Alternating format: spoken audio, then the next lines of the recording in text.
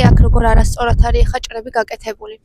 ჯერ ხო ძირს როდესაც ვაფასებთ ვიზუალურად, აშკარად ეტყობა, რომ კალოსის ზონა ცუდად არის შეხორცებული. ეს ნიშნავს იმას, რომ სანერგეში მყნობის დროს არასწორად არის წესები და დარღვეული არის.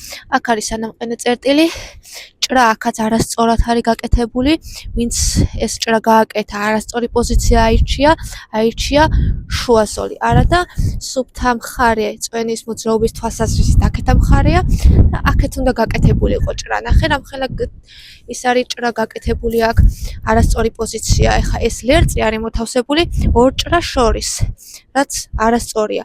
აქეთა მხრიდან გაკეთებული ჭრილობები, ჩახმობის კონუსები უკვე ჩათვალეთ, რომ აქ სადინარები წვენთა მოძრაობის, რომლითაც ვენახმა ფესვიდან უნდა მივცემ ჩვენ საკვები და გადაიტანოს წვენთა მოძრაობით სხვადასხვა მიმართულებით, ისინი უკვე გაუქმებულები იქნება.